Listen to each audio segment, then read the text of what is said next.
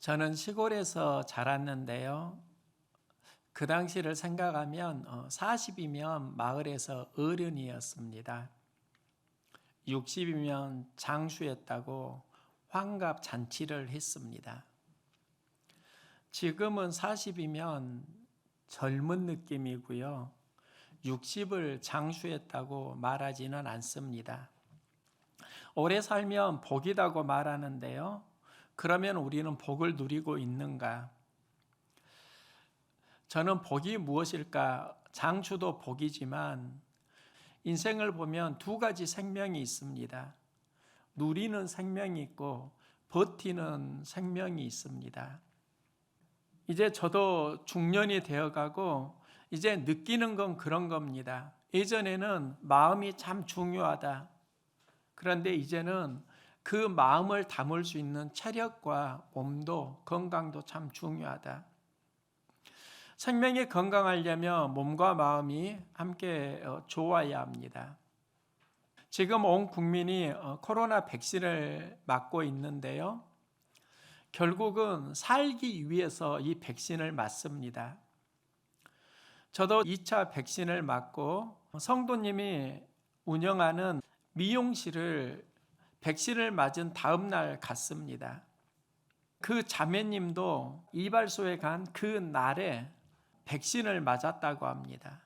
코로나 백신 이야기를 하면서 나누었던 이야기인데요. 그 자매님은 잠자기 전에 꼭 맥주를 마시면서 자던 오랜 세월이 있었습니다. 그런데 저에게 이런 말을 하는 겁니다. 목사님, 나 술 안 마시네요. 술을 안 마시니까 머리가 맑고 참 좋아요. 제가 모더나 백신 1차를 맞았는데 그때부터 술 생각이 사라졌어요. 어떻게 보면 이게 백신 부작용일 수도 있습니다.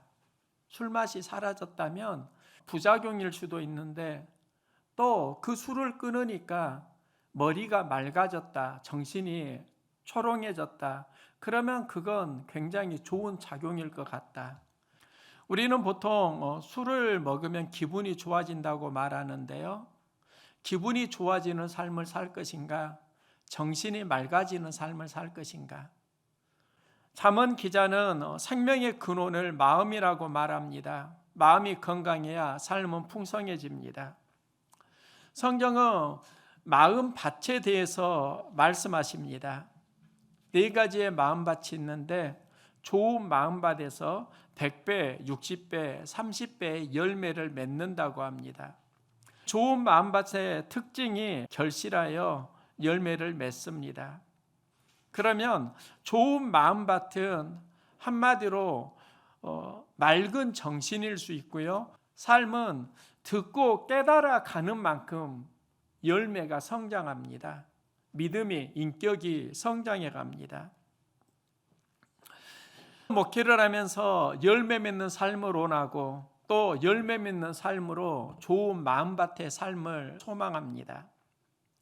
그런데 오늘 본문을 보면 좋은 마음밭 관점에서 이해가 충돌하는 걸 봅니다. 누가복음 15장에 이런 것의 비유가 나오는데요. 그 내용을 좀 더 구체적으로 보면 잃은 양의 비유는 양 100마리 중에 한 마리를 잃었습니다. 그 한 마리를 목자가 찾고 기뻐하면서 집에 돌아와서 이웃을 초청하고 잔치를 합니다. 한 드라크마의 비유도 10드라크마 중에 한 드라크마를 잃었고 그 드라크마를 열심히 찾습니다. 찾으니까 이웃을 초청해서 잔치를 하고 기뻐합니다. 집 나간 둘째 아들의 이야기도 보면은요, 아버지에게 유산을 달라고 하고 집을 나가서 자기 마음대로 살다가 아버지 품으로 돌아옵니다. 아들을 위해서 살찐 송아지를 잡고 반지를 끼워주고 잔치를 합니다. 그런데 이 이야기를 열매 맺는 마음밭 비유와 연결해서 보면 서로 충돌하는 겁니다. 양을 한 마리 찾았습니다. 그걸 기뻐하고 이웃을 초청해서 잔치를 한다고 하면 그 양은 어린 양으로 짐작이 되는데요. 어깨에 둘러매고 올 정도면 큰 양은 아닐 겁니다. 그 양 한 마리 찾아가지고 이웃 초청해서 잔치한다고 하면 양 한 마리 값보다 더 많이 들어가지 않을까요? 또 한 드라크마를 찾았는데 그 드라크마를 찾아서 기뻐하고 이웃을 초청해서 잔치를 한다고 하면 한 드라크마보다 더 많은 비용을 투자를 하는 겁니다. 그러면 열매 맺는 삶을 좋은 마음밭의 관점으로 이해는 안 되는 겁니다. 그러면 이걸 어떻게 이해를 해야 하는가? 하나님 나라가 무엇인가를 이해하는 게 본질일 수 있습니다. 고대 이스라엘을 보면 남녀가 약혼할 때 남자가 여성에게 10드라크마를 선물하는 관습이 있습니다. 그 10드라크마는 신랑이 신부에게 주는 사랑의 증표입니다. 그런데 그 10드라크마 중에 하나를 잃어버리면 혼사가 깨지는 경우도 있습니다. 우리는 이 본문을 경제 가치로만 이해하면 답을 찾질 못합니다. 사람들은 세상을 경제 가치로만 이해합니다. 하나님을 만나지 못하고 영은 공고해집니다. 우리 인생을 행복하게 하는 건 우리 안에 어떤 진실을 품고 살아가느냐, 우리의 진심이 무엇이냐와 굉장히 밀접하게 연관되어 있습니다. 저는 사람마다 경제력이 다른 게 아니라 진심이 참 다르구나, 진실이 굉장히 다르구나. 삶은 경제력이 회복될 때 행복해지는 게 아니라 삶의 진실이 건강해질 때 행복해진다는 걸 알았습니다. 우리 안에 진실이 건강하지 못하면 삶은 공고해지는 것이고요. 힘들고 어렵지만 우리 안에 진실이 건강하면 삶은 행복해집니다. 이 비결을 사람들이 모르는 것 같아요. 사역을 하면서 다양한 분들을 만납니다. 그런데 참 행복하게 사셨던 분 중에 한 분이 지금은 소천하신 김일순 권사님입니다. 나이가 드시고 연로하셔서 소천하셨는데요. 그분에게 교회가 전부였고 예배가 행복이었습니다. 연세가 드시고 넘어지신 이후로 일어나질 못하셨습니다. 걸을 수 없으니까 교회에 나오질 못하셨습니다.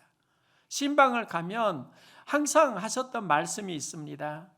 목사님, 곧 갈게요. 곧 갈게요. 결국은 나오지 못하시고 소천을 하셨는데요. 목회를 할 때마다 자꾸 생각나는 경험이 있습니다. 교회에서 매년 데코타일 광택 작업을 하는데 혼자 하기가 어려운 게 이 장의자를 옮기는 거였습니다.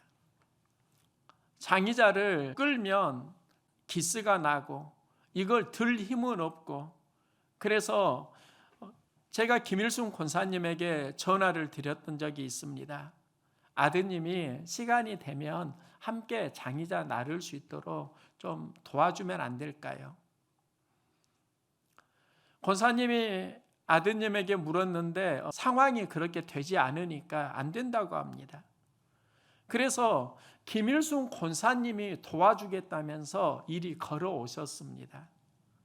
자기 몸을 제대로 가누질 못하시면서 저에게 했던 말씀이요.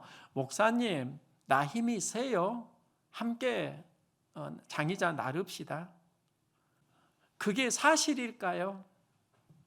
제가 보니까 그거 사실 아니에요. 자기 몸도 가누지 못하는 분이에요. 그런데 그게 거짓일까요? 아니요, 그분의 진심이에요. 목회자를 돕고자 하는 그 마음은 진심이었다는 겁니다. 일을 하는데요. 그때 권사님이 말씀합니다. 목사님, 장의자 밑에 수건 깔고 당겨봐요. 그때 사건 이후로 지금 제가 장의자를 계속 그렇게 하고 있습니다. 나는 왜 그 생각을 못했지? 이 질문을 하면서 그 김일순 권사님은 어떻게 그 말을 나에게 할 수 있지? 권사님은 연로하신데 어떻게 교회까지 걸어오시고 함께 장의자를 나르자고 하시고 현실적으로 안 되니까 수건을 밑에 깔아가지고 한번 당겨봐요. 그걸 어떻게 권사님은 나에게 말씀을 하셨지? 권사님은 돕고 싶은 마음에 진실이 있었다는 겁니다. 그리고 사람이 진실이 있으면요, 진심이 있으면 거기에 어울리는 힘이 나오고, 환경이 되어도 그 진심이 없으면 다른 이유와 핑계가 나온다는 거 경험을 하고 있습니다. 우리가 살면서 열매를 맺고 성장하려고 하면 진실이 있어야 합니다. 우리는 사실이 중요하다 이렇게 말하는데요, 사전적 의미로 사실은 실제로 있었던 일이나 현재 있는 일을 말합니다. 제가 인생을 보니까 문제는 사실에서 해결되지 않고 진실에서 해결된다는 것을 알았습니다. 성경은 사실로 말씀하지 않습니다. 진실로 너희에게 이르노니 말씀합니다. 예수님은 항상 우리에게 진실로 너희에게 이른다. 우리는 진실로의 삶이 아니라 무엇이 사실인가 팩트로로 살려고 하는데, 예수님은 트루스 진실로를 계속 말씀하시는 겁니다. 진실로 너희에게 이르노니 믿는 자는 영생을 가졌다. 믿음으로 구원을 얻는다고 말씀합니다. 진실로 너희에게 나는 양의 문이라. 너희는 양이고 너희가 가야 할 길이고 내가 삶의 방향이라는 겁니다. 진실로 너희에게 이르노니 아브라함이 나기 전부터 내가 있었느니라. 이 말씀을 어떻게 받아들여야 할까? 중요한 건 예수님은 말씀입니다. 말씀이 아브라함 전부터 있었다는 겁니다. 예수께서 대답에 이르시되 진실로 내게 이르노니 사람이 거듭나지 않으면 하나님의 나라를 볼 수 없느니라. 내 눈으로는 하나님 나라의 가치를 보지 못하고 세상 가치로만 살아가고 팩트만 사실만 보고 살아가는데, 눈이 열리게 되면, 성령이 임하게 되면 우리 안에 하나님 나라를 보는 영성이 열린다는 겁니다. 하나님 나라를 보는 영성이 열리면 우리 안에 가치가 달라집니다. 행복이 달라집니다. 우리가 계속 내가 원하는 것만 찾다가 불행해지는 경우 굉장히 많고요. 성령의 눈이 열리게 될 때 진짜 행복을 경험하는 경우가 많습니다. 예수님은 진실로를 말씀하십니다. 우리의 삶은 사건 속에서 하나님의 진실을 볼 때 예수님의 마음을 이해할 수 있습니다. 모든 사건에는 하나님의 섭리가 있다고 하는데요, 그 섭리는 무엇일까? 우리를 도우시기 원하는 하나님의 진실이라고 할 수 있습니다. 내가 목회를 하면서 깨달은 건 이런 겁니다. 내가 품는 진실이 나의 삶에 영향을 준다. 정말 그런가? 미국에서 실제로 있었던 이야기입니다. 미혼모에게 길러진 한 학생이 있습니다. 그는 고등학교 때 방황을 많이 하게 되고요. 그러다가 고2학년 때 그가 수능을 보았습니다. 별 기대하지 않고 수능을 보았는데 1600점 만점에 1480점을 맞습니다. 자신이 컨닝하지 않은 걸 알기에 그 점수가 실력이라고 믿었고, 나는 참 똑똑한 아이구나. 그때부터 열심히 공부하고 그는 대학에 가고 후에 잡지사의 사장으로 성공합니다. 12년 후에 프린스턴에서 메일이 하나 왔습니다. 그 해에 수능 성적이 13명에게 잘못 전달되었다는 메일입니다. 실제로 그의 점수는 1480점이 아니라 740점이었습니다. 여기에 대해서 다양한 해석이 있는데요. 사람들은 그가 수능에서 1480점을 맞았을 때 변했다, 이렇게 말하는데, 내가 보는 진실은 그게 아닙니다. 팩트는 그는 그 당시에 740점을 맞았는데 그 안에 있는 진실은 1480점 맞은 것처럼 행동했다는 겁니다. 내 안에 어떤 진실을 믿느냐에 따라 행동의 힘이 달라지게 되고, 그건 삶의 열매와 방향에 영향을 준다는 겁니다.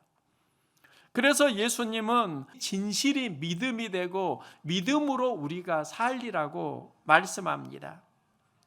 사람마다 각자의 진실이 있습니다. 사람마다 품고 살아가는 각자의 믿음, 진실이 참 다양하다는 것을 봅니다. 믿음은 진실에 영향을 주고 또 진실은 삶에 영향을 줍니다. 새벽 예배를 혼자 드릴 때도 있고 보통 한 2-3명, 서너 명 모여서 예배를 드립니다. 섬기는 교회는 다르지만 새벽 예배를 함께 드리는 권사님이 계십니다. 예배를 드리고 목회실에서 말씀 준비를 하는데 그날 권사님 기도 소리가 평소보다 길었습니다. 보통 30여 분 기도하시는데 그날은 1시간 가까이 기도하시는 겁니다. 그때 내 마음에 권사님이 이제 야근 들어가시는구나. 제가 오랫동안 새벽 예배를 인도하다 보니까 야근에 들어가는 그날은 평소보다 더 길게 기도하시더라고요. 목사님, 제가 당분간 야근으로 새벽 예배 나오지 못합니다. 이 문자가 실제로 왔습니다. 그런데 야근을 시작하실 때 더 기도하시고 가시는데요, 권사님의 기도 제목이 무엇일까를 잠시 생각을 해보았습니다.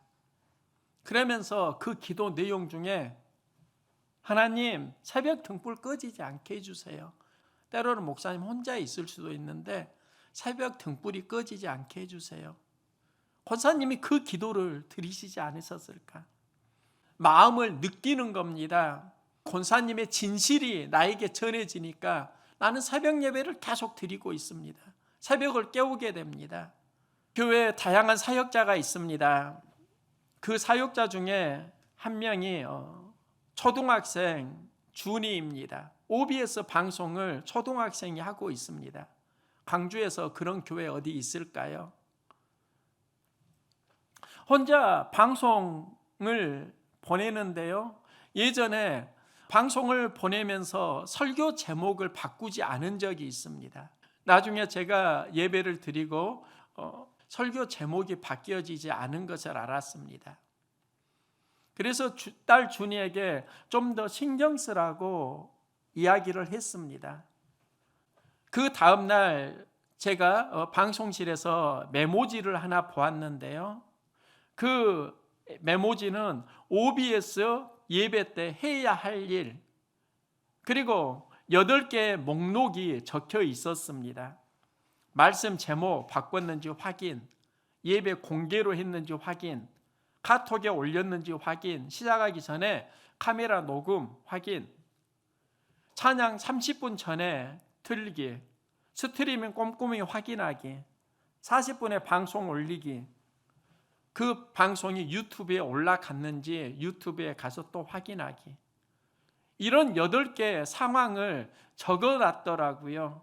그걸 보면서 참 딸이 어리지만 하려고 하는 진심이 있구나, 진실이 있구나, 그게 참 감사했습니다. 누구나 다 실수합니다. 그런데 실수를 통해서 배우는 인생이 있고 실수를 통해서 상처받고 불평하고 원망하는 인생이 있더라고요. 꾸중을 들으면 우리는 그 말에, 상황에 보통 반응을 합니다.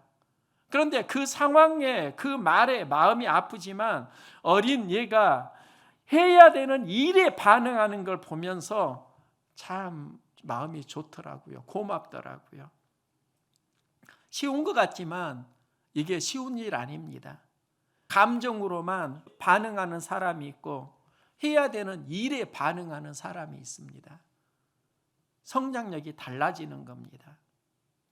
우리가 찾아야 하는 것은 어떤 사건, 팩트가 아니라 진실입니다.